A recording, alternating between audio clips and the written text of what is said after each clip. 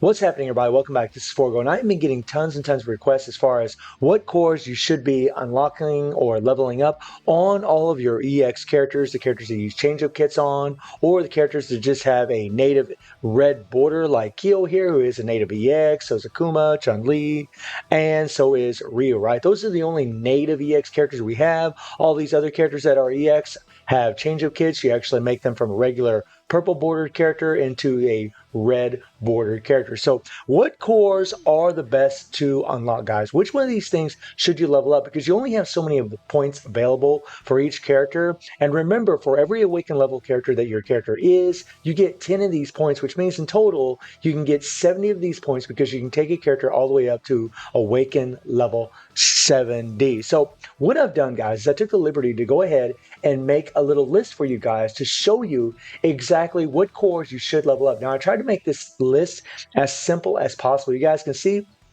the best EX cores. Now, the first thing that I note here is that always level up tier 1 cores for your CP. So there are certain game modes in the game where you're just going to be looking for CP, like chapter, a fight, and maybe even future game modes. Chapter, fight, and future game modes, or even maybe even halls of elements, you might want to use, you're probably trying to work on getting enough CP in order to use game modes. However, this game mode right here, characters with some insane dot explosion can usually do this. Even at Awakened level 3, guys, they can do really, really insane in here. So I don't really count this so much as far as a CP requirement, but you absolutely do need a certain amount of CP in order to do chapter of fight. You will need 201,000 CP to go all the way to the top.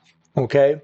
So when you have an EX character and you're leveling them up for CP, you absolutely want to level up the tier 1 cores, right? You want to level up all the tier 1 cores. Let's go ahead and click this off, and I'll just show you guys really quick.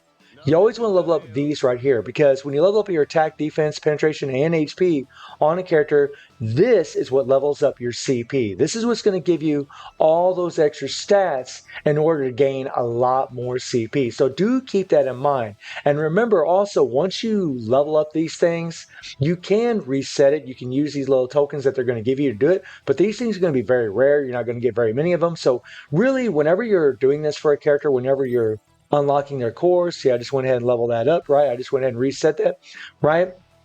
You gain your points back and you can do it again, right? But again, you only have so many of those tokens to be able to do that with. So if you are building a character, say for chapter 5, and you're trying to move up chapter 5 so you can gain a lot more rubies, then you absolutely want to level this up. If you're trying to build them for damage, then you're going to start wanting to, you'll always level up attack and you'll always level up penetration, as I show you on the tier list. So on the list, guys, it also says for damage, always attack and penetration. You always level up attack and penetration on every single character, no matter what, right? Whether it's for CP or for damage, you always want to level up both of those stats. Now, there may be certain characters that you will want to level up defense, like Shizuru and Nostalgia Chun-Li, also for damage, which I will note in the tier list, guys. So that is something to keep in mind. So remember, always your tier 1, the tier 1, you always level up for CP, and then you want to level up these right here, mainly for damage along with attack and penetration. Always, all right? Now, the problem a lot of people have is they don't know which one of these things to level up. So far, guys, from all the testing that I've done, as far as like all these characters, you really always want to stick with the 3 active skills right here, right? This is skill 1, this is skill 2, this is skill 3, right? You always want to stick with these right here. Now, for every character, it's really different as far as what does the most damage, depending on the effect of the skill, depending on how many hits the skill does, depending on whether it's strike, blast, or grab. As far as like what card sets you're actually running on the character. There's a lot of little variables in here, and I tried to do the best I could to give you guys an accurate representation of what you really should be doing. So when we scroll down here, guys, you can see here that I got this. Now, this is not a tier list, okay? This is not a tier list at all. This is just the arrival of our change up and EX characters in the order that we got them, right? Rugal and Orochi were the first ones. Then it was the Street Fighter characters, and then it was Shizuru, and then Kyo, and then Iori, right? This is just the order that we got them in, okay? And as you guys can see, tier 2 cores, right? And then you see defense, HP, and then you see the EX skill. We'll get into that here in a little bit. But for your tier 2 cores, what I've done, guys, I try to simplify this as much as possible. So whenever you see 1, 2, those are the skills that you're prioritizing first, right? You can only level up two of these skills max out, and then the other one you cannot, right? The other one you can only level up. So I'll show you guys as an example what we're going to do here. So if we look at the tier list right here, and we look at Kyo, right? Kyo is 1 in his first skill, so we want to level up the first skill all the way up. 3 is the last one, right? And then 2 is the third skill. So the first and third skill, we want to max out on this character, right? We want to max out those skills on this character. So if I click off this, I'd click on here because I want to make him for damage, you get 160%, right? And we just use 5 of those points. And then the third skill here, you want to level all the way up to 160%, right? And then the last skill will only go up to 128%. That's why we have a certain order of skills that you want to level up. Like, you know, maybe the skill 1 and 2 will be your 2 skills that you want to max all the way up to 160%. And then the third skill, 128%. Maybe it'll be the second and third skill that you want to max out to 160%. And the first skill to 128%. And that's what this list is for, right? So I'll go ahead and level that up. And then that is done. Now, to unlock tier 3, guys, you have to have your character at Awaken level 50. They have to be Awaken level 50 in order to unlock this last one. And I can tell you guys from all the testing I've done, you'll find that there really isn't a whole lot of these that are very useful. Maybe for some players they're going to be really useful, but really they're not that good. So what I did was, on the tier list, is if you go over to EX skill here, I have damage, support, and PvP. So whenever you see a certain type of skill like shout, you know that that's actually for damage. Whenever you see tenacity, that's going to be more suited for PvP, right? So if we scroll down to Kyo here, and you look at Kyo, he has penetrate, and that's going to be his damage, and concentrate is more for PvP. So let me explain why that is, okay? So concentrate increases your skill, it decreases skill cooldown by 100% for 3 seconds. It says PvP exclusive, reset active skills, but honestly guys, this little effect that he has here, this is only going to be useful in PvP. And PvE, it's going to be crap, because you would prefer to use your Awaken skill for a 13-second period instead of just having 3 seconds of an unlimited, Shiki skill. Right? It's just going to be way better to have your Awaken skill. And once you use this skill on your character, you can't use your Awaken skill. Right? The way they have these things set up, they're really not the greatest, guys. There's a few characters, they make a pretty big difference, but really for the most part, for most of the EX or change-up characters, it just doesn't really make that much of a difference at all. For PvP, it would definitely be useful because you can't use your Awaken skill in PvP, right?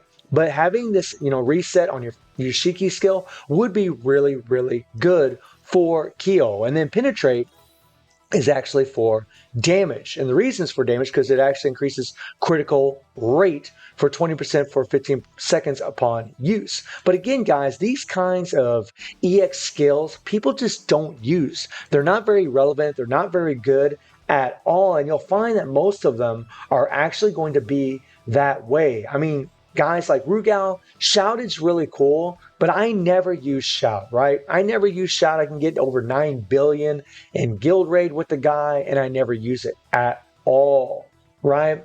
I mean, he has tenacity, which does decrease damage by 99%, but again, if you're a decent player, you'll never use it. Right? It's good for PvP, so you don't really take any damage, and that's kind of the thing that is nice about it. And like Orochi, BS Orochi has Shout and he has Metamorph, right? Well, Metamorph actually is really good for PvP. I mean, Shout, again, guys, gives you this damage, right? You gotta have 2 PG in order to do it. But Metamorph actually makes you immune to stun, freeze, petrify, and fear, which is really mainly only good for PvP, right? That's kind of the thing about that. Kind of sucks, right? I mean, I really wish they would have made these a little bit better. Now, we scroll down here and we go to Ryu, who has Max and Energize, okay? And Max and Energize, if you take a look at Ryu here, the reason both of those are in damage is because Max actually increases your special move damage and increases power when you use it. Well, Energize actually resets attack cooldown, increase all team members' attack by 30%. So it's really a damage.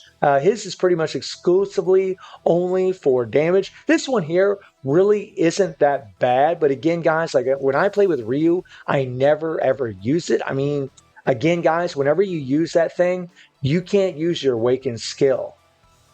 And once you use your Awakened skill, then you can't use your EX skill. It's like I mean, they're really not the greatest, but the ones that are the greatest, the ones that really do make a difference, are your support ones, right? These support, right? Now, like transfer on Chun-Li, if we take a look at transfer on Chun-Li here, let me see if I can find her. Okay, transfer actually, resets attack cooldown, decrease all timers awaken skill cooldown by 6 seconds upon use. This could be really useful in PvE, but again, guys, I just never ever use it. But that's why it's really considered a support, because it's just helping everybody out. It's just resetting their attack cooldowns, right? They're going to be ready to tag in immediately after you use this thing, and they're going to be able to use their awakened skills even faster. I mean, I haven't really tested it too much, to be perfectly fair and honest with you guys, but I just don't think people are really going to be using it that much. And then we get into Weaken. This is really the best, guys. Weaken and Energize are really the two best, especially regarding support. So whenever you take a look at, say, Bison, who has Weaken, and so does SS Shiori, this increased all enemy damage received by 30% for 15 seconds is godly.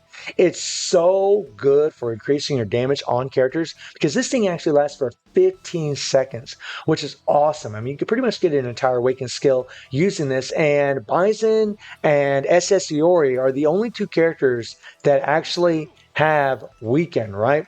And then also Shizuru has what's called Energize. Now, Energize is kind of like Weaken, only Energize actually buffs up your attack for all your team members by 25%. So it's a really, really good support. So really, I mean, depending on how you want to build your characters, really depends on, what you want to be queuing up for them, guys. I mean, if you're wanting to use Shizuru and Bison and Iori as support characters, then you obviously want to be using Weaken, Energize, and Weaken.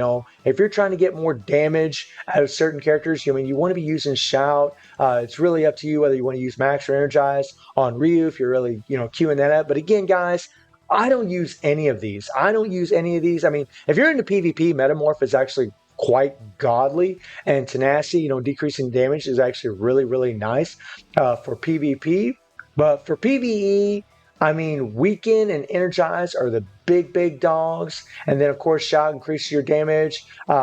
Max is good for increasing your, special moves. So it's really up to you how you want to build them. Now, the reason I have in defense, I have these two checkmark for Chun-Li and for Shizuru is because if you level up Shizuru's defense and Chun-Li's defense, you're actually going to increase their damage. They're the only EX characters right now that you can actually bump up their defenses and increase their damage, because they actually have an attack based off defense in both of their kits. They're the only two characters that have that, so that's the only reason those two are check marked. And I will be putting this list in my Discord, and also I will have a link to it in the description below, so you guys can check it out and decide how you want to build your characters. I mean, it's really up to you guys whether you want to build them for damage as far as the EX skill, if you want to build them for PvP, if you're going to use them for support, and so have you. I mean, this is really the bread and butter right here. It's just prioritizing the right skills. Like for Rugal, I mean, you want to do your skill 1, skill 2 first, and then your skill 3, as I'll show you guys, right? Skill 1 and 2 are completely maxed out, and then skill 3 is the last one, right? And the only reason I even have his HP increase is just because I was trying to get a little extra HP so I could increase my CP for Chapter of Fight. But that is the end of the list, guys, and I will update it every time we get another EX character. So hopefully it will help you out there as far as, figuring out, what skills you should prioritize as far as leveling up, what you should be leveling up as far as gaining your CP for all of these EX characters. So before we conclude this video, I do want to go ahead and do a couple pulls for you guys, because we're going to go ahead and see if we can get maybe another card. Maybe we'll get lucky, maybe we won't. I don't know, right? I got 2 sets of these already, and maybe I could get 3 sets, which would actually be quite nice. And I figured, oh, not bad, not bad. What do we got? What do we got? What do we got?